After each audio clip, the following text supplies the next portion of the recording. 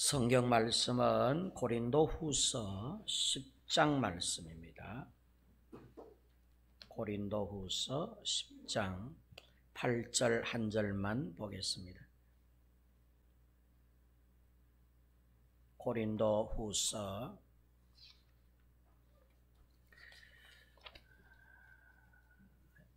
신약성경 297페이지 고린도후서 10장 우리 8절 한 절만 우리 찾으셨으면은 우리 한 절만 큰 소리로 읽겠습니다. 시작.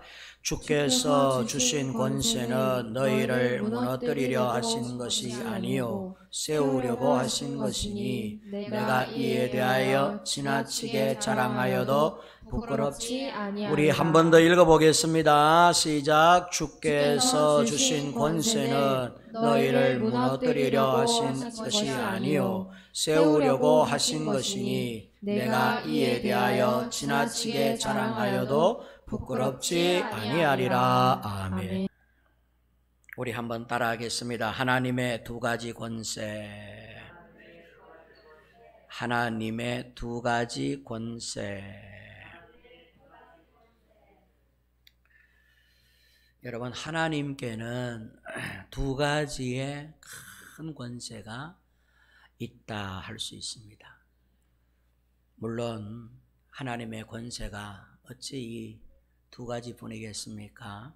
수도 없이 많겠죠. 그런데 성경을 읽어보면 우리가 크게 하나님의 권세가 한 두 가지 정도 우리의 눈에 들어옵니다. 그 하나를 낮은 권세라 한다면 또 하나는 높은 권세라 할 수 있습니다. 한번 따라합니다. 낮은 권세, 높은 권세. 하나님께는 낮은 권세도 있고 높은 권세도 계셔요. 이 두 가지를 다 사용하고 계십니다. 낮은 권세는 한마디로 말하면 죽이는 권세. 높은 권세는 한마디로 살리는 권세입니다. 죽이는 권세와 살리는 권세. 그래서 성경의 여러 고백들 가운데에 하나님은 살리기도 하시고 그 다음에 또 뭐요? 죽이기도 하시고 하나님이 죽이신다는 것이죠. 하나님이 죽일 권세도 있고 살릴 권세도 있다는 것입니다.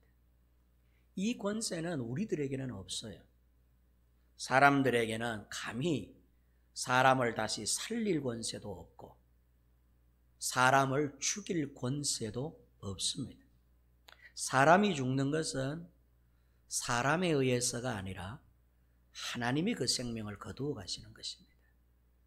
그래서 죽음이라고 하는 것이 사람에게 주어지는 것이죠. 죽고 사는 문제는 절대 우리 사람들의 문제가 아니에요. 그건 절대적으로 누구의 권세냐 하면 하나님의 권세. 해를 떠올리는 것도 하나님이 하시지 우리가 해를 떠올리는 게 아닙니다. 저 해를 지게 하는 것도 우리가 저 해를 지게 하는 게 아니라 하나님이 해를 지게 하시는 것입니다.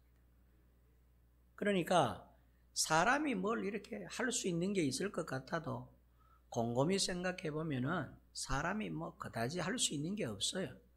그냥 하나님이 해놓으신 세상 아래 눈 뜨고 살다가 피곤하면 저녁에 자리에 누워 잠자리에 들고 그러다가 또 일어나면 하나님이 또 마련해 두신 또 그 하루라고 하는 은혜의 시간 아래 살아가는 것이죠. 사람이 하루를 만들지도 못하고 하루를 지게도 못해요.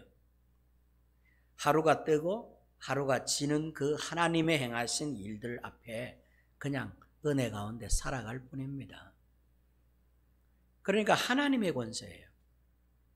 지게도 하시고 뜨게도 하시고 죽이기도 하시고 살리기도 하시는 권세. 이 두 권세가 하나님께 계신다는 것입니다. 그래서 오늘 성경에는 이 두 권세를 뭐라고 표현했는가 하면 죽이는 권세를 무너뜨리는 권세라고 오늘 표현했고 살리는 권세를 세우는 권세라고 고린도후서 10장 8절에 오늘 우리가 함께 읽은 말씀 가운데 그렇게 묘사되어 있습니다. 성경은 모두 66권으로 이루어진 책입니다. 구약과 신약으로 나누어져 있습니다. 어떤 의미로 39권의 구약을 율법이라고 그렇게 정의를 한다면 27권의 신약은 복음이라고 그렇게 한마디로 정의할 수 있습니다. 율법과 복음. 구약은 율법의 책이라면 신약은 복음의 책이다. 이렇게 아마 표현을 해도 과언은 무리가 아닐 거예요. 율법에 관한 어떤 이야기, 그것이 구약 성경. 신약 성경은 복음에 관한 이야기. 그렇게 이제 표현할 수 있습니다. 그래서 율법은 모세가 그 대표성을 갖고 복음은 예수님이 그 대표성을 갖습니다. 율법 그러면 모세를 떠올리게 되죠. 복음 그러면 예수님을 떠올리게 됩니다. 그래서 구약은 가히 율법책으로 봤을 때에 모세가 그 대표성을 갖고 율법을 가르치고 율법을 이 땅에 설파하신 분이라면 예수님은 복음의 대표성을 가지면서 하나님의 구속적 은혜, 하나님의 전적인 은혜, 율법이 아닌 하나님의 은혜를 이제 이 땅에 선포하신 그런 분이 누구냐면 예수님이시다. 이렇게 볼 수 있죠. 모세의 권세, 율법의 권세는 율법의 권세에 의한 기적은 한마디로 이야기하면 죽이는 권세였습니다. 율법에 의해서 드러내신 권세, 율법으로 일으키신 하나님이 보여주신 기적들은 다 죽음과 관련되는 기적이었어요. 그래서 구약 성경은 읽어보시면 아마 모두가 느끼실 수가 있겠지만은 죽이는 이야기가 많습니다. 너 이거 안 하면 죽인다. 너 이거 안 지키면 죽는다. 너 하나님의 말씀 어기면 너 죽는다. 말씀대로 살면은 살지만 너 말씀 어기면 너 죽는다. 이런 어떤 의미로 보면 좀 겁나는 이야기, 이렇게 혼내는 이야기, 또 어떻게 보면 심판과 관련된 이야기, 이런 말씀으로 주를 이루는 것이 구약 성경이에요. 근데 신약 성경을 읽어보면 여러분 읽어보셔서 알겠지만 신약 성경은 전부 살리겠다는 말씀이에요. 이렇게 하면 살리라, 생명을 얻으리라, 평안을 얻으리라, 전부 살리겠다, 살리겠다, 살리겠다. 구약은 죽는다, 신약은 살린다. 구약은 죽는다, 신약은 살린다. 이런 어떤 이야기들의 핵심 주제로 이렇게 성경이 이루어져 있는 것을 보게 됩니다. 그래서 모세가 보여준 율법의 권세로 보여준 기적은 대부분이 죽음의 기적들이었어요. 가령 애굽의 출애굽 전 모세가 보여준 10가지의 재앙은 거의 죽이는 것이었습니다. 멀쩡하게 살아있는 나일 강물을 피바다로 만들어 죽여버렸어요. 모세가 던져진 독사가 애굽의 마술사들이 행하는 독사를 집어삼켜 죽이는 것이었습니다. 개울에 물가에 있어야 될 개구리들이 사람 사는 집 안으로 막 들어와서 먹을 걸 먹지를 못하고 생활을 할 수 없을 정도로 개구리들이 삶을 방해했습니다. 죽이는 것이었어요. 이가 득실거려서 끌지 아니하면 견딜 수 없을 만큼 사람들끼리 서로 끌고서 피범벅이 되도록 사람의 몸을 죽이는 재앙이 이 재앙이었습니다. 흑암권세, 10가지 재앙 가운데 어느 하나라도 살리는 기적은 하나도 없습니다. 전부 죽이는 것이죠. 마지막 아홉 번째 흑암권세, 10가지 마지막 재앙에서는 장자의 죽음, 그죠? 죽음으로 끝나는. 이 첫 번째 재앙부터 10가지의 재앙, 모세가 율법의 권세를 갖고 보여주신 재앙은 어둠의 재앙, 어둠의 기적들, 죽음의 기적, 망하는 기적, 무너뜨리는 기적이었어요. 오늘 고린도후서 10장 8절에 기록한 것처럼 하나님께서 사용하시는 낮은 권세, 죽여버리는 권세, 이것이 율법에 의한 권세요 기적이었습니다. 어린 양의 죽음, 결국 죽음에 대한 권세죠. 기적이었어요. 어린 양을 죽여서 그 피를 문설주에 바르면 사람들이 다 구원을 받고, 그렇지 않으면 모두 다가 재앙을 받아서 죽음을 맛보는, 어린 양으로 인해 살든지 어린 양으로 인해서 죽든지 결국 죽이는 기적이었습니다. 율법의 마지막 권세는 뭐냐? 율법이 보여준 마지막 권세는 십자가였습니다. 결국 하나님의 아들이신 예수 그리스도를 죽이시는 것이죠. 그게 율법의 권세 가운데 끄트머리 권세입니다. 최종적 권세. 율법이 쫙 이렇게 율법으로 권세를 행사하다가 마지막 율법 권세의 종착지는 어디냐면 십자가예요. 하나님의 아들을 죽이는 권세로서 하나님의 그 낮은 권세가 종지부를 찍는 것을 보게 됩니다.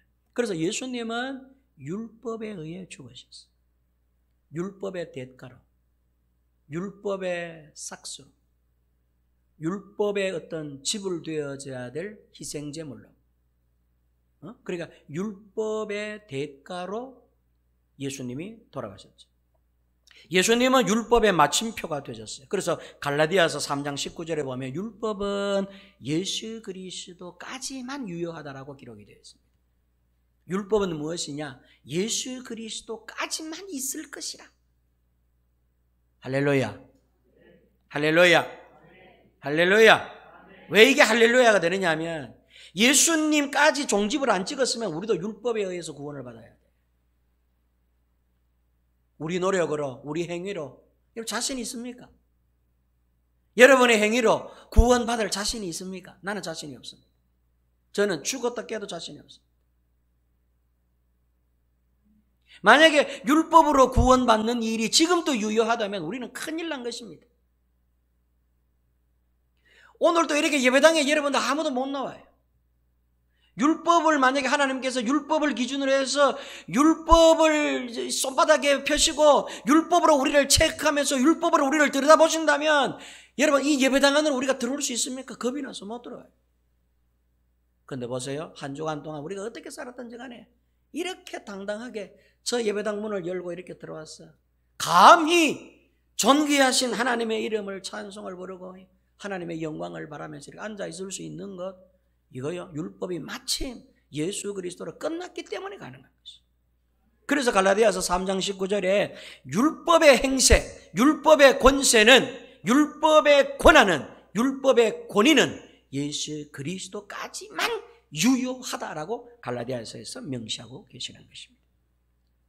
반대로 예수님의 권세, 모세의 권세, 율법의 권세가 아닌 예수님의 권세, 복음의 권세에 의한 기적은 한마디로 살리는 기적입니다.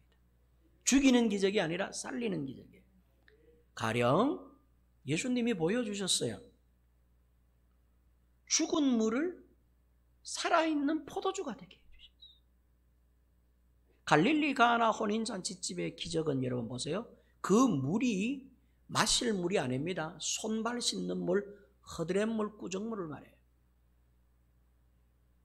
돌 항아리를 집 안에 들어오면 입구에다가 양곁에다가 두고, 그 동네는 먼지가 많은 동네이기 때문에 어느 집을 가든지 집에 일단 들어가면은 우리 같으면 수도꼭지 들어가 손 씻지만 그때는 수도가 없으니까 우물에서 물 길러가지고 돌 항아리에 집어넣고 그 돌 항아리에다가 물을 씻어요. 거기다가 손을 씻고 니도 손을 씻고 나도 손을 씻고 너도 손을 씻으면 그 물을 마실 수는 없잖아요. 그래 그걸 한마디로 이야기하면 꾸정물, 허드렛물이에요. 죽은 물이에요. 마실 수 없는 물, 산물이 아니에요. 근데 그 물을 뭐로 만드셨느냐 하면 죽은 것을 살아있는 기쁨의 포도주를 만드셨다는 것이죠. 포도주를 마신 사람들이 다 기뻐서 즐거워서 그야말로 어떤 포도주가 떨어져서 죽어가는 그 잔치집을 장례식으로 바뀌어져가는, 그 울음의 바다로 바뀌어져가는 그 슬픔의 그 잔치집을 예수님께서 새 포도주를 만드심으로 죽어가는 집안을 살려주신 것이죠. 이게 여러분 의미가 있는 거예요. 이게 예수님께서 보여주신 기적의 어떤 내면이에요. 그냥 뭐 물로서 포도주를 만들어 보여주셨다. 여러분 이런 마술을 보여주시기 위해서 예수님께서 그런 기적을 베푸는 게 아닙니다. 의미가 있어요. 죽은 것을 살려내기 위해 내가 왔다라고 하는 의미가 있죠. 그러니까 예수님의 권세는 첫째 살리는 권세, 죽은 물을 살아있는 포도주로 만드셨어요. 사람들이 다 굶게 되어서 지금 이제 사람들을 흩어보내지 않으면 다 오늘 한 끼 굶을 거예요. 죽는 것이지. 배고파서. 굶주림은 곧 죽음을 뜻하니까. 그럴 때에 예수님께서 너희들에게 갖고 있는 것이 무엇이냐? 물고기 2마리와 보리떡 5개입니다. 갖고 오너라. 해서 그걸 하나님께 감사한 후에 나누어 주시는데 세상에 죽어가는 그 저녁 때가 예수님의 손에 의해서 살아나는 것을 보게 됩니다. 모두가 한 사람도 빠짐없이 다 배불리 먹고 남은 조각이 12광줄이나 거두었다라고 기록을 하고 있죠. 그리고 예수님은 빈들에서도 죽어가는 빈들의 상황을 살리는 빈들의 상황으로 다시금 만들어 보여주신 것입니다. 우리가 잘 아는 대로 과부의 아들이 죽어서 장례식을 끝내고 관에다가 넣어서 못질을 다 했어요. 그래서 이집편에서는 마을 안에서는 과부의 친족들이 관에다가 아들을 넣은 관뚜껑을 갖다가 어깨에 메고 이제 마을 밖으로 묻으러 가는 길이었고, 마침 그때 예수님은 12제자와 함께 마을 밖에서 그 마을 안으로 들어오는 상태였어요. 마을 입구에서 두 행렬이 마주쳤어요. 예수님의 행렬과 과부의 행렬이 맞받아쳤어요. 예수님이 제자들 입구로 걸어가는데 저 앞에서 지나오는 행렬이 관을 메고 막 엉엉 장송곡을 부르면서 이렇게 걸어 나오는 거예요. 예수님께서 앞길을 막아서면서 잠깐 멈추어라 하셨어요.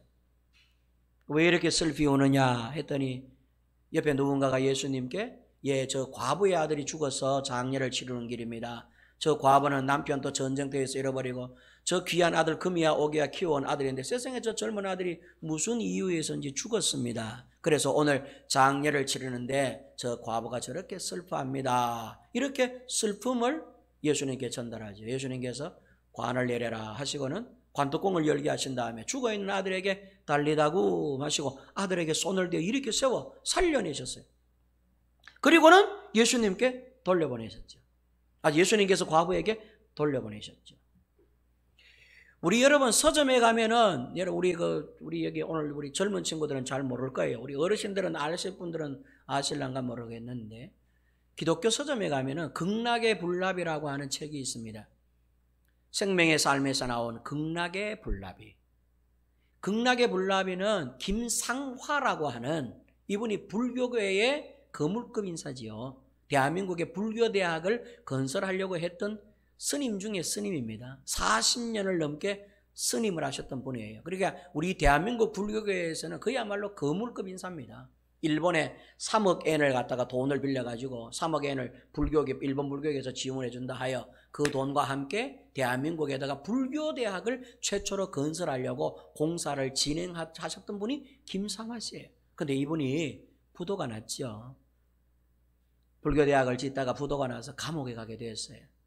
김상화 씨가. 거기에서 그 교도소에서 근무하는 군병력자 한 사람 가운데 젊은 친구가 이제 제대 매치를 앞두고 이 친구가 옛날에 쪽복음이라고 파란 색깔로 되어 있는 조그마한 신약 성경책을 가지고 예전에 쪽복음이라고 있었으면 기억나시는지 모르겠어요. 조그마한 파란 책, 그거는 신약 성경만 기록되어 있는 책. 이 책을 갖다가 대부분 군인들이 갖고 다녔어요. 그 책을 김상화 씨에게 안에다가 밥과 함께 음식을 넣어주면서 제가 한번 읽어보시죠 하고 넣어줬더니 그걸 막 던지면서 내가 감히 누군 줄 알고 이따위 책을 내한테 전해주냐. 내가 불교계에 이런 사람이다. 그랬더니 이제 이 사람이 이 군인이 또 받아오고 그 다음날 또 집어넣어주고 그 다음도 이번에 이제 마지막 제대하면서 내일 제대인데 제대하기 전날 마지막으로 선생님 내일은 제가 제대합니다. 이제 선생님 배울지도 못하겠는데 제가 한 가지 소원이 있으니까 마지막으로 이 책을 한번 읽어보십시오 하고 넣어드렸어요. 그랬더니 이제 김상화 씨가 저 인간이 뭐 때문에 자꾸 저 책을 내한테 던져주노 싶어가지고 그걸 또 폈는데 첫 번째 딱 이렇게 딱 폈는데 하필고 편 내용이 오늘 제가 말씀드린 이 과부의 아들 죽이는 사건이었어요. 이 내용이 불교에도 있거든. 어떤 중생이 말이죠. 어떤 이제 아들을 잃은 과부가 막 산에 막 쫓아 올라왔어. 부처님이 제자들과 함께 돌을 닦고 계시는데 부처님 저의 말을 좀 들어주세요. 그래 무슨 일이냐 했더니 제 아들이 방금 죽어서 이렇게 됐는데 살려낼 수 있는 방법이 없습니까? 살려낼 수 있지. 그 방법을 좀 가르쳐 주십시오. 제 아들을 살려내겠습니다. 그래서 이제 이 부처님이 뭐라고 그러는가 하면, 그러면 지금 빨리 마을에 내려가서 지금껏 상을 한 번도 당하지 않는 집에 가서 살을 조금 구해다가 죽을 써서 떠먹여라. 그러면 살 것이다. 그래서 이 과부가 아이고 감사합니다. 부처님과 마을에 내려와서 상 안 당한 집 계세요? 물어보고 상 안 당한 집이 없어. 전부 다 상을 당해서 아버지가 돌아가셔서 할아버지가 돌아가셔서 증조 할아버지가 돌아가신 다음에 있는 후손들이야.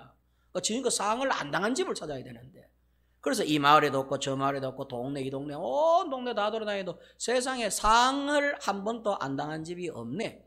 그래서 과부가 다시 허겁지겁 산에 올라와서 부처님 세상에 상 안 당한 집이 한 집도 없는데 부처님 농을 하십니까? 저게 상 안 당한 집에 가서 음식을 해서 따먹이라 하시니 이 말이나 될 법이라는 소리입니까?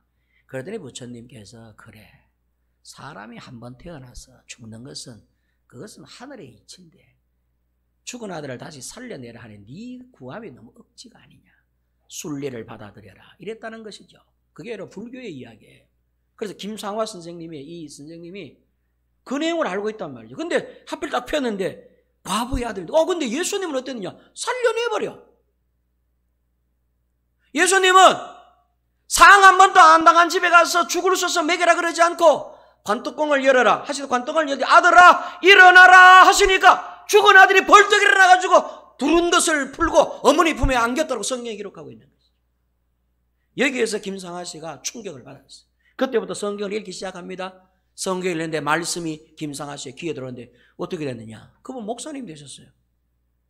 김상하 씨가 출소한 후에 성복 다 벗어버려가지고 신학 공부를 해가지고 목사님이 돼. 김상하 목사님이 됐는데 그분 간증 집회를요 저희들이 고등학교 때 많이 다녔어요. 한날은 대구 삼덕교에서 여러분 김상하 씨 간증 집회한다 해가지고 갔더니요 7시에 간증 집회인데 8시가 돼도 안 해. 계속 찬송만 부르고 왜 까나? 그걸 좀 있으니까 강대상 위로 스님들이 왔다 갔다 해. 희한하다. 스님들이 왜 다니나 이거 부흥 집회하는데 나중에 알고 봤더니 8시 한 10분이나 20분 되니까 부목사님이 나오셔가지고 오늘 집회는 취소하겠습니다. 그래요. 그때만 그 교인이 한 2,000명 3,000명들 앉아 있었는데 밖에 나와봤더니 밖에가 난리가 났어. 스님들 한 40분이 막 강목 들고 와가지고 김상하 간증집회 방해를 하고 있는 거죠. 전투경찰을 와가지고 삼덕교회 앞에다가 바리게이트를 치고 밖에서는 막 전쟁을 하고 있어. 안에서는 몰랐어. 그래서 1시간 동안 찬송만 부르고 있었어요. 결국 집회 방해로 못 들었어요. 왜? 김상하 씨가 불교관에 불교에 대해서 이런저런 이야기를 하게 되면 불교에 상당한 영향력이 있고 어떤 좀 안 좋은 일이 있을 것 같으니까 불교계에서 이미 그걸 막아서기 시작한 것이죠. 결국 어떻게 됐냐? 집회를 못했습니다. 나중에 여러분 김상하 씨가 그걸 간증을 해요. 그래서 이 김상하 씨가 예수 믿어서 어떻게 해서 지금 돌아가셨는가 모르겠습니다. 지금은 잘 모르겠어요. 김상화 목사님이 있어요. 극락의 불나비. 여러분 혹이라도 인터넷으로 한번 찾아보시고 기독교 서점에 가면 이렇게 지금 그 있을런지 모르겠어요. 극락의 불나비라는 책이 있습니다. 그럼 여러분 계속 보세요. 기독교는 어떤 예수님은 어떤 분이시냐면 예수님은 죽이는 것을 살려내시는 분이세요. 이게 여러분 높은 권세라고 하는 것이에요. 예수님은 과부의 아들의 행렬을 슬픔의 행렬을 기쁨의 행렬로 바꾸어 주신 분이셨어요. 바람과 파도를 꾸짖으신 사건. 바람과 파도가 일어나가지고 제자들을 막 집어삼키려고 제자들을 죽이려고 할 때 그 센 바람과 파도가 일어나서 배 안에 있는 제자들을 뒤집어서 막 거기에 물이 엄습하고 이래서 제자들이 막 죽게 되었을 때 예수님께서 일어나셔서 바람아 잔잔하라 파도야 잔잔하라 하시고는 자연을 잔잔케 하시고 죽게 된 제자들을 살려내시는 기적을 보여주셨어요. 살리는 권세를 행하여 보여주신 것입니다. 예수님의 복음의 마지막 권세는 부활이에요. 십자가가 아니에요. 예수님께서 이 땅에서 보여주신 예수님의 마지막 권세는 부활이에요. 부활. 거기다가 플러스 재림이에요. 십자가는 율법의 마침이라면 예수님은 율법의 마침과 동시에 새 생명의 시작, 부활의 시작점이에요. 그러니까 어떤 의미로 보면 예수님의 진짜 사역의 시작은 부활이라 할 수 있어요. 부활부터 시작해서 이제 다시 이제 구원받는 사람을 데리고 오겠다고 말씀하셨잖아요. 재림이라 그래요. 그것을 이제 장차 오실, 앞으로 오실 예수님을 우리가 기도하면서 이제 믿음으로 우리가 기다리고 있잖아요. 이걸 재림이라 그래요. 예수님은 반드시 오신다 그랬어요. 너희들이 눈으로 본 바대로 내가 반드시 다시 오리니 그때까지 믿음을 잘 챙기고 있으라 그랬어요. 그래서 믿는 자들은 다시 나 있는 아버지의 곁으로 다 데리고 가시기 위해서 재림하실 그 이제 시기, 이게 예수님의 마지막 사역이라고 봐야 되죠. 그러니까 예수님의 사역은 살리는 사역이에요. 제가 언젠가 이 말씀을 여러분들에게 드렸습니다. 예수님의 사역의 끝은 십자가가 아니라 부활이며 재림이다. 그런 면에서 예수님의 사역은 부활로서 마감된 게 아니라 장차 다시 오실 주의 재림이 이루어질 때까지 아직까지도 계속 진행 중에 있는 ing ministry, 계속 사역이라 할 수 있습니다. ing 알고 계시죠? 진행형이에요. 지금은 진행형이에요. 예수님의 사역은 지금도 계속해서 진행 중에 있는 거예요. 믿으시면 아멘. 이걸 진행 사역이라 그래요. ing ministry라 그래요. 예수님의 ing ministry, ing ministry라 그러는데 이거는 지금도 계속되고 있다. 그런데 지금도 계속 이 일을 하고 계시는 분이, 바톤을 받으신 분이 누구냐 하면 그분이 바로 성령님이세요. 그래서 성령님은 지금도 믿지 않는 자들의 마음을 움직여서, 믿지 않는 자들의 생각을 바꾸어서, 믿지 않는 자들에게 이 귀에 하나님의 말씀을 어쨌든 들려주어서 그들의 마음을, 이 굳어진 닫혀진 마음의 문을 활짝 열어 성령님이 예수님의 말씀을 그 속에 막 주입을 시켜가지고 그가 예수를 영접하여 부활에 이르고 재림에 예수님의 맞이를 할 수 있도록, 소망을 가질 수 있도록 그 일을 지금도 열심히 온 세계를 바람같이 다니면서 하고 계시는 분이 성령님인데, 이 성령님이 오늘 우리 좋은교회 이 예배당 안에서도 지금도 활동하고 계시는 줄로 믿으시기 바랍니다. 이게 들려지면요, 하나님의 말씀이요, 제일 처음에는 잘 안 들려요. 아무래도 하나님의 말씀도 내 잠이 오고 막 설교만 들으면 잠이 와. 제가 그랬어요, 옛날에. 예배당에 옛날에 중학교 2학년 때, 고등학교, 중학교 2학년 때 교회 간 이후 설교 들으러 간 거 아니에요. 예쁜 여학생이 있어서 갔지. 그 여학생 꼬시려고 했었어. 그 여학생 이래 보고 교회 예배당에 앉아있으면 나도 저 뒤에 앉아있고, 그 여학생이 없으면 난 집에 가버리고 이랬었어. 그러다가 목사까지 됐어. 처음에는 하나님의 말씀이 안 들어요. 막 들으면 설교 시간에 자먹고 엉뚱한 짓 하고. 근데 나중에 보니까 이게요, 성령님이 계속 내 마음을 만지고 내 생각을 만지죠. 나중에 되면은 하나님의 말씀이 귀에 들어와. 저 말씀이 나보고 하는 말씀인가? 저게? 저 말씀이 들리네. 이렇게 돼. 그러다가 그 말씀이 들리면 이게 귀에만 들리는 게 아니라 이게 귀 속에서부터 이 목구멍을 통해가지고 내 마음에 툭 떨어져가지고, 그때부터는 내 마음을 하나님이 막 말씀으로 막 만지기 시작해. 그때부터 제대로 된 구원이 이루어지는 거예요. 그러다면 우리가 왜 이 예배 1시간 동안에 여러분 설교가 30분이야. 왜 설교가 이렇게 중요한가를 그제서 알게 되는 거예요. 하나님의 말씀을 듣는다는 것이 왜 하나님의 말씀이 우리를 살리는 것이거든요. 그러니까 예수님은 살리시는 분, 지금도 살리는 사역을 하고 계시는 분이 성령님이세요. 자, 그러므로 예수님의 진짜 권세가 뭐냐? 예수님의 진짜 권세는 죽이는 권세가 아니라 살리는 권세. 아멘입니까? 왜? 죽이기는 쉬운데 살리기가 어려운 거다. 그래서 죽이는 권세를 낮은 권세라 그러고, 살리는 권세를 높은 권세라 그러는 거예요. 정말로 어렵고 힘든 권세는 뭐냐면, 죽이는 권세가 아니라 살려내시는 권세가 힘들고 어렵고 중요한 거예요. 죽이기는 쉬워요. 살리기는 어려워요. 따라합니다. 죽이기는 쉽고 살리기는 어렵다. 십자가에서 죽는 것은 쉬워요. 누구나 죽을 수 있어요. 3일 뒤에 되살아나는 것은 그 아무나 못하는 거예요. 그래서 일반 모든 종교는 다 죽는 것으로 끝이 나. 살리는 종교가 없어. 부활에 관한 이야기는 기독교에만 있지 다른 어떤 종교에도 부활은 없어. 부활에 관한 메시지도 없고, 부활에 관한 가르침도 없고, 부활에 관한 증거도 없어. 기독교는 부활의 종교. 부활을 목격한 자들이 수백 명, 수천 명이 넘고, 당시에만 해도. 그래서 이 성도들의 신앙이요, 십자가의 신앙에서 멈추어 버리면 안 돼요. 사실은 우리 기독교 이 성도의 신앙은 부활신앙까지 안 나아가면 성숙한 게 아니야. 고난의 신앙, 십자가의 신앙 무척 중요한데 맨날 죽겠습니다, 맨날 주를 위해 십자가를 지금 여기서 끝나면 안 돼요. 기쁨을 누릴 줄 알아야 돼. 내가 예수의 이름으로, 내가 예수님의 십자가와 3일 만에 부활하신 부활의 그 공로로 내가 다시금 살게 되었는데 왜 죽는단 말이야. 살게 된 내가 부활의 주체인데 내가 왜 자꾸 십자가에 자꾸 머물러 있나 이 말이죠. 그래서 기독교 신앙은 십자가가 중심이 아니에요. 원래는 부활이 중심이에요. 부활 신앙을 가지는 게 진짜 신앙이에요. 여러분들 집에 아마 뭐 화분을 다 이렇게 좀 키우실 거예요. 화초를 키우실 겁니다. 뭐 화분도 키우고 뭐 그지요? 뭐 이렇게 뭐 텃밭도 이렇게 가꾸는 분들도 계시잖아요. 어쨌든 간에 이제 화초를 키울 때 화초요 죽이기는 쉽습니다. 가만히 놔두면 죽어요. 물도 안 주고 내버려 놓으면 죽는 거예요. 근데 저거 살리는 거 저거 쉽지 않습니다. 화분 하나 딱 사놓으면요 그때부터 오만 신경이 들어가요. 아 키우듯이 키워야 돼. 자식 키우듯이 돌봐야 돼. 햇빛 봐야 되고 너무 뜨거우면 안 돼. 또 오후 한 2시나 되면 또 집안에도 들러야 되고 물 줘야 되고 여름에는 물 주는 지가 겨울에 물 주는 시간이 다 달라요. 물도 너무 많이 줘도 안 되고 덜 줘도 안 되고 참 희한해요. 그렇게 정성스럽게 조그마한 화초를 키우지 않으면 죽어요. 죽이기는 쉽죠. 그러나 살리기는 무척이나 공이 들어가고 노력이 들어가고 열심히 들어가야 돼. 어려워요.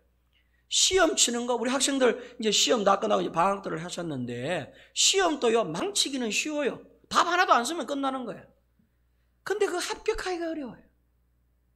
시험은 90점, 95점 맞기가 어려운 거예요. 30점, 뭐 20점 맞기는 쉬워요. 한 개만 쓰고 안 아프면 20점, 10점 되는 거니까. 틀린 답 쓰기는 쉬운데 정답을 쓰기가 어려워요. 그래서 합격하기가 어려운 것이죠. 가난? 성도 여러분, 가난하기는 쉽습니다. 부자 되기 어려워서 그렇죠. 가난한 거요, 게으르고 나태하면 가난해질 수 있어요. 일도 안 하고 게으르면 가난해지는 거예요. 아무 일도 안 하면 가난해지는 거지 뭐. 그러나 부유해지기 어려워요. 부자 되기가 하늘의 별 따기예요. 참 어려운 거예요. 부자는 사는 것을 말해요. 화초는 사는 것이 어렵다는 것은 사는 것을 말하고 시험에 합격하는 것은 사는 것을 말해요. 남 욕하기는 쉬워요. 남 칭찬하기는 어려워요. 욕을 하는 것은 죽이는 것이고요, 칭찬하는 것은 살리는 것인데 사람의 이 습관의 이 본성이 누군가를 칭찬하는 데는 굉장히 인색해요. 누구 한 사람 욕하기는 너무너무 쉬워. 막 10가지도 할 수 있고 100가지 욕도 할 수 있는데 칭찬은 5가지도 못해. 부부간에 남편과 부부간에 부인하고 앉아놓고 부인에게는 남편 칭찬하라고 하고 남편에게는 부인 칭찬하라고 하면 어색해가 못해. 욕하라 하면요 녹음해도 여러분 10가지 100가지도 욕하려 할 수 있어요. 그러니까 남을 비방하고 욕하는 것은 쉬운데 남을 칭찬하고 인정해 주는 것은 어려워요. 왜? 인정해 주고 칭찬해 주는 것은 사는 것이기 때문에 살리는 게 어렵다는 이야기예요. 싸워서 토라지고 삐지고 시험 들기는 쉬워도 그거 다시 회복하기는 어렵습니다. 다투기는 쉬워요. 화해하기는 어려워요. 화해해서 예전처럼 돌아가기 정말 어렵습니다. 한번 틀어지면요 그게 골마요. 거기에 흠집이 생겨나게 되면 원어치 되기는 어려워요. 우리 디스크 걸리고 허리 이렇게 아프면 여러분 수술 받잖아요. 수술 한번 받아버리면은 그때부터 원상 회복되기는 어려워요. 이미 그게 흠집이, 뼈에 아마 흠집이 나버리기 때문에 칼을 대지 않는 처음에 그 뼈는 가지지를 못하는 것이죠. 그러니까 그 상처받은 것에 늘 문제가 생겨요. 수술하면 괜찮을 것 같은데 수술하고 나면 그 부분 때문에 골머리를 낳고 평생 그것 때문에 이렇게 아파해야 돼요. 병들기는 쉬운데요 병을 고치기는 어려워요. 코로나19 때문에 이렇게 망가지기는 쉬운데 코로나를 극복하기가 어려운 것이에요. 왜 그런가요? 죽이는 것은 낮은 권세고 살리는 것은 높은 권세인데 이 살리는 게 어렵기 때문에 그렇습니다. 그런데 오늘 성경은 뭐라고 약속하느냐 하면 하나님은 우리들을 어떻게 하시겠다느냐 하면 기어이 살리시겠다는 것입니다. 하나님이 주께서 우리에게 주신 권세는 무너뜨리는 것이 아니요 세우려는 것이니 내가 이것을 자랑하고 또 자랑하고 또 자랑해도 부족함이 없다라고 고백하고 있습니다. 예수님은 어떤 분이시냐? 살리시는 분이라. 예수님은 어떤 분이시냐? 우리를 높이 세우시는 분이에요. 예수님은 우리를 살리시기 위해 지금도 성령으로 활동하고 계신 줄로 믿으시기 바랍니다. 죽이기 위해 성령님으로 지금 활동하고 계신 게 아니에요. 성령님이 지금 ING 미니스터리를 계시는 이유는 우리를 살리시기 위해요. 우리를 버리시기 위해서, 우리를 멸하시기 위해서 성령님이 이렇게 바쁘게 활동하시는 게 아니라, 어쨌든 죽어가는 생명, 하나님의 말씀 못 듣는 생명, 하나님 부정하는 사람, 어쨌든 하나님의 사람으로 한 사람이라도 만들기 위해서 성령님께서 피지땀 흘리고 지금도 사역하고 계시는 거예요. 하나님이 말씀하셨어요. 내가 왜 세상 종말을 이렇게 자꾸 민기적 뒤로 연기하는 줄 아니? 한 사람이라도 더 살리기 위해서라고 말씀하셨어요. 기억해야 돼요. 사람들은 왜 하나님이 세상을 종말시킨다, 세상을 끝낸다면서 아직까지 끝내지 않느냐? 거짓말이라 그러죠. 그건 하나님의 마음을 몰라서 그래요. 하나님이 끝을 내시려면 당장이라도 이 세상을 끝을 낼 수 있죠. 왜 못 끝내겠어요? 사람을 좌우하시고 사람의 생사화복을 주장하시는 분께서 왜 인류를 멸하실 권세가 지금도 없으시겠어요? 왜 그러면 지금도 그 인류의 멸함을 보류하고 계시느냐? 이유는 간단해요. 한 사람의 영혼이라도 더 살리시기 위함입니다. 그게 여러분 하나님의 마음, 이 마음을 아시기를 주의 이름으로 축원합니다. 그래서 예수님이 오늘 우리에게 하시는 말씀은, 야, 너희들 제발 좀 믿어라. 내가 너를 상대하는 이유는 너를 무너뜨리기 위함이 아니라 어쨌든 너를 제대로 된 인간 만들기 위해서, 너를 어쨌든 제대로 된 하나님의 거룩한 자녀 만들기 위해서 내가 네 곁에서 너를 돌보고 다듬고 너를 갖다가 지금 이제 만지고 있는 거야. 내가 네 곁에 있는 이유는 너를 세우기 위함이지 무너뜨리기 위함이 아니야. 난 기어이 너를 세울 것이며 살릴 것이며 영생에 이르도록 하시겠다는 것이, 여러분, 그게 예수님께서 십자가에 돌아가시기 전에 이미 우리에게 말씀하셨던 거예요. 예수님은 끝까지 우리를 사랑하신다고 말씀하셨어요. 사랑을 포기하지 않아요. 그래서 예수님 뭐라고 그러셨어요? 마지막 날에 아버지께서 내게 맡겨준 사람을 한 사람도 잃어버리지 않고 전부 아버지의 곁에 있게 하시는 것이 주님의 일이며 그 일 때문에 내가 있다라고 말씀을 하고 계셨던 것이죠. 죽이는 권세와 살리는 권세의 대립된 사건들이 조금 전에 말씀드린 것처럼 성경에 몇 번이나 나옵니다. 거센 파도와 물결은 분명히 죽이기 위해서 덤벼든 거예요. 근데 주님께서 그걸 가로막고 바람과 파도를 잔잔케 하심으로 살려내는 권세를 거기에서 보여주신 것입니다. 현장에서 붙들려온 가늠한 여인, 사람들은 분명히 죽이려고 했어요.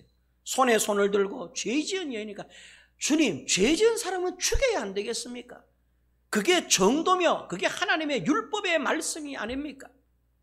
율법의 잣대로 하자면 당연히 돌을 쳐 죽여야 되는 것이, 이것이 법이요 원칙이 아닙니까? 할 말이 없어요. 사실은 돌을 든 사람들이 무작정 그냥 아무나 길 가다가 지나가는 사람, 이 정상적인 사람을 잡아다가 죽이겠다는 게 아니에요. 가늠하다가 현장에서 붙들린 여자를 갖다가 죽여야 되는 건 당연히 당시의 법으로는 죽여야 돼요. 율법은 그래요. 율법의 끝은 죽음이라고 말해요. 그러니까 율법대로 처단해야 되지 않겠습니까? 라고 했을 때 예수님은 아니었잖아요. 너희 중에 죄 없는 자가 먼저 이 여자를 돌로 쳐라 하신 후에는 그 여자를 살려보내주세요. 나도 너를 정죄하지 아니하노니 가서 다시는 이제 같은 죄를 범하지 말라. 한번 인생의 기회를 주시죠. 예수님은 어떤 분이시냐? 당연히 죽어 마땅한 죄인을 갖다가 살려내시는 것이 주님의 권세였기 때문에 거기서도 살리시는 권세를 보여주신 것입니다. 조금 전에 말씀드린 것처럼 마을에서 나오는 과부의 행렬은 분명히 죽음의 행렬이었습니다. 예수님이 안으로 들어가는 행렬은 생명의 행렬이었어요. 죽음은 생명을 엄습하지 못하죠. 생명이 죽음을 엄습하는 거예요. 그러니까 죽음은 생명을 이기지를 못해요. 생명은 죽음을 이겨요. 그러니까 죽음이 예수님의 행렬을 못 이겨. 반대로 예수님의 살아있는 행렬은 죽은 행렬을 이기는 것이죠. 관뚜껑을 멈추게 한 다음에 죽은 아들을 살려내시는 생명의 권세를 거기서 또 보여주셨습니다. 광야에서 40일 마귀의 시험을 받을 때 마귀는 예수님을 죽이려 달려들었어요. 하나님의 말씀을 거역해서라도, 하나님의 뜻을 거역해서라도 마귀의 뜻대로 하라고 계속 3번이나 유혹합니다. 마귀의 뜻, 사탄의 요구는 죽는 요구예요. 사탄의 말을 들었다간, 마귀의 말을 들었다간 죽는 거예요. 아담과 하와가 사탄의 말을 듣고 에덴 동산에서 쫓겨나 죽음을 겪게 된 것처럼 사탄의 말을 듣고 사탄과 친분하게 되고 사탄과 사귀게 되면 이게 결국 죽는 거예요. 예수님께 사탄이 결국 죽이는 권세를 행하실 때 예수님께서는 어떻게 합니까? 3번 전부 다 하나님의 말씀, 살아계신 하나님의 말씀으로 살아있는 생명의 권세를 마귀에게 해보입니다. 이런 여러분 어떤 대립된 죽음의 권세와 생명의 권세에 대립된 이야기들은 성경에 무수히 많습니다. 마지막으로 십자가의 두 강도. 분명히 두 강도 가운데 한 사람은 죽음을 맛보고 있고 한 사람은 영생을 맛보고 있습니다. 십자가를 중심으로 해서 예수님을 중심으로 해서 한편에서는 율법에 의해서 죽는 자가 되고 한편에서는 예수님의 말씀에 의해서 다시 사는 생명이 됩니다. 예수님은 십자가에서 마지막 숨을 거두는 그 순간까지도 주님께서 보여주신 것은 생명의 권세, 살리는 권세를 우리에게 보여주신 것입니다. 그래서 여러분 봐요. 자, 저를 보세요. 자, 우리 기진이하고 다 고개를 들어. 찬양대들이 왜 뒤에 앉아? 다음에는 찬양대는 전부 성결이 형 옆으로 이렇게 다 앉아. 찬양대 앞에서 열심히 찬양을 한다고 뒤에 앉으면 아무 소용이 없죠.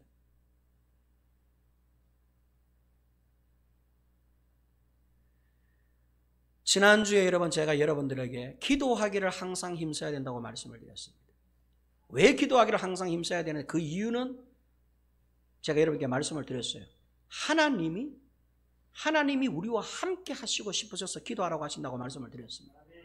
하나님이 왜 함께 하고 싶으냐? 살려주십니다. 그래서 여러분 성도는 기도를 포기하면 안 돼요. 물론 기도는 예배당에서 하는 것도 기도예요. 여러분의 가정에서 여러분 각자가 하는 것도 기도예요. 여러분 직장에서 차를 타고 가면서 하는 것도 다 기도예요. 설거지하면서 하는 것도 기도고 뭐 잠자리에 들기 전에 기도고 다 기도예요. 여러분들이 청소기를 밀면서 소홀 하는 게 다 기도. 하나님은 그 음성 작은 신임에서 그거 해야 돼. 기도하셔야 돼. 시간을 정해놓고 지정된 장소에 나와서 기도하는 것도 해야 되지만은 성도로서 여러분의 삶 가운데 기도가 끊어지면 안 돼요. 항상 기도하라. 쉬지 말고 기도하라. 쉬지 말고 기도하라. 왜 쉬지 말고 기도하라 하느냐 하면 하나님이 살려주겠다는 것이죠. 네가 내게 구하면 나는 살아계신 하나님, 살려내시는 하나님이. 여러분 하나님의 이름이 야훼라고 가르쳐드렸죠. 여호와예요. 성경에 보면 여호와를 원래 본 발음으로는 야훼예요. 야훼 뭐 여호와 다 같은 단어예요. 우리 한국 사람들이 그 히브리 발음을 잘 못하니까 여호와 이렇게 적어놔서 그렇지 히브리 본 발음에 가까운 단어가 야훼. 그래서 공동 번역 이런 책은 야훼라고 되어 있어요. 야훼 여호와 다 똑같은 단어예요. YHWH 대문자로 야훼예요. 근데 야훼의 뜻은 두 종류예요. 하나는 뭐냐 하니까 나는 스스로 존재하는 자다. 나는 나다. I am who I am. 내가 곧 내야. 당신은 누구십니까? 나는 나다. 이게 여호와라는 뜻이에요. 하나님의 이름이 뭡니까? 물었더니 어떤 사람은 하나님의 이름은 나님이다 그래요.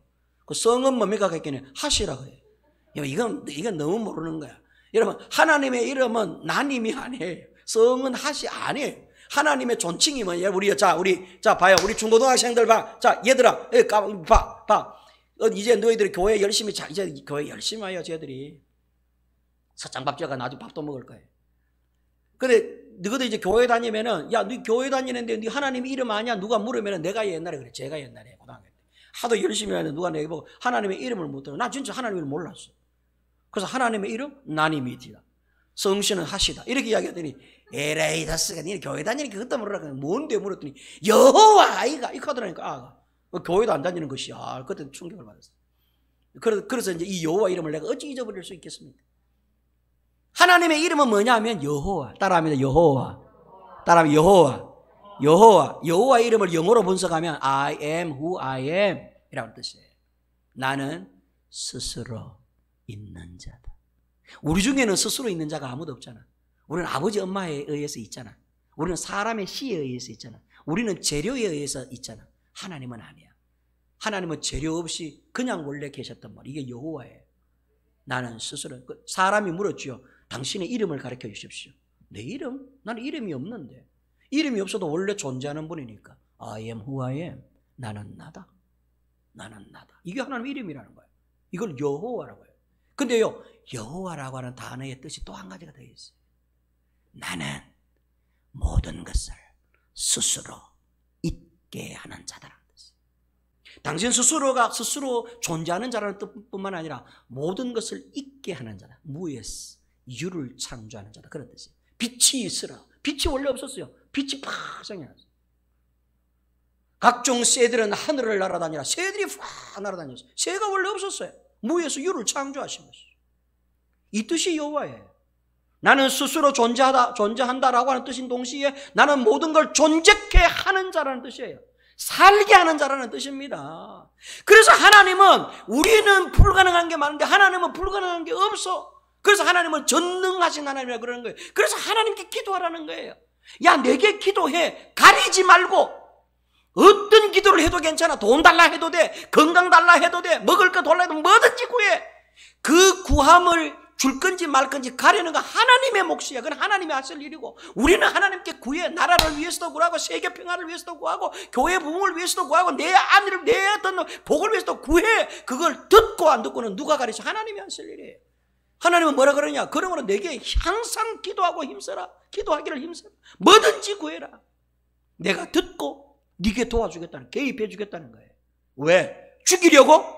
아니죠. 높은 권세를 활용하시려고. 내가 너와 함께하고 네게 기도를 요구하는 것은 너를 세우려 하십니다. 내가 이것을 자랑하고 또 자랑해도 내가 부족함이 없다. 사도 바울이 말하고 있는 거예요. 오늘 이 아침에, 자, 성도 여러분, 여러분들을 위한 말씀입니다. 이 말씀이 누구의 말씀이겠어요? 나보고 하는 말씀이, 여러분 자신 보고 하는 말씀이 하나님께서. 하나님 멀리 하지 말고 하나님을 가까이 해라. 하나님이 널 도와주겠다는데 왜 네 힘으로 지대로 못하면서 네 혼자 사니? 이 어리석은 백성아. 하나님이 살려내시기 위해서 네 곁에 있다는데, 하나님이 너를 세워주시기 위해서 그 높은 것을 지금도 재림하실 때까지 그걸 활용하고 계시는데, 왜 입 닫고 가만히 있고, 왜 입 닫고 가만히 있고 하나님을 찾지도 않고 하나님과 함께 하지도 않고 하나님 앞에 부룩해가지고 하나님 앞에 분노하면서 하나님 앞에 성질이나 내면서 하나님 앞에 토라져가지고 그래 앉아있냐? 뭐 때문에? 무슨 이유로? 왜 교인들이 신앙생활을 이렇게 시시하게 하느냐 이 말이야. 내 말은 교회 와서 열심히 예배드리는 건데 지 혼자 살고 있는데 세상에 나가면은 하나님 없이도 얼마든지 삽니다 이러면서 살고 있는 것을. 하나님의 두 가지 권세 가운데 진짜 우리가 기억해야 될 권세는, 낮은 권세는 기억할 필요도 없어. 세우는 권세, 살리려는 권세. 내가 널 도와주겠다. 네 남은 인생 내가 값지게 써주겠다.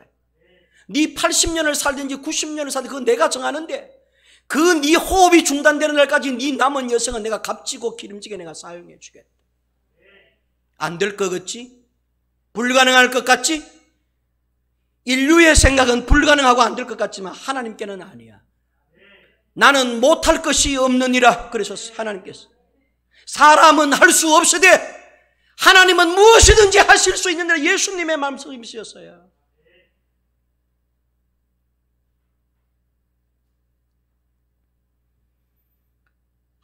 기도하기를 항상 힘써라. 예배당에 와서 제발 새벽기도 좀 해라 그런 뜻이 아닙니다. 오해하지 마세요. 안 오셔도 돼. 새벽기도 오지 마세요. 대신에 기도하면서 사세요. 여러분의 삶 가운데 성도의 한 사람으로서 정말로 내 모든 삶은 하나님만이 나를 살리게 하신다는 이 믿음을 갖고 무엇이든지 어디를 가든지 차를 타고 가든지 어디에 있든지 하나님 앞에 기도하면서 생활하십시오. 하나님께 도와달라고, 하나님을 같이 해달라고. 내 계산으로, 내 수판으로는 도저히 답이 안 나오지만 하나님 답을 보여주세요. 하나님의 답은 구름 한 조각에 답이 계시고 물 위에 하나님의 답에서 물 속에 이스라엘 백성들이 200만이 건너갈 여러분 홍해 바다 속에 마른 길을 마련하신 하나님. 하나님께 길이 없기는 어디에 있어? 하나님께는 길이 없는 데가 없어. 우리들에게 길이 없는 게 천지지. 사랑하는 좋은 교회 성도 여러분, 이번 한 주간도 부디 여러분의 삶 가운데 성도의 한 사람, 신자의 한 사람으로 부지런히 기도하며 사시기를 주의 이름으로 간곡히 부탁합니다. 하나님이 여러분의 모든 삶을 세우고 살려주시기 위해서 이렇게 애걸 하는 거, 여러분 하나님의 이 마음이 보이십니까? 이 부족한 종의 이 목사의 목소리를 통하여 하나님이 이렇게 여러분들에게 애원하시는 하나님의 이 애절한 마음이 여러분 읽히시고 여러분 이 마음이 보이시나요? 얼마나 하나님이 우리를 살려주고 싶으시고 우리를 도와주고 싶으신지 애달이 나서 애간장이 타시는지 그 마음을 알기나 아십니까?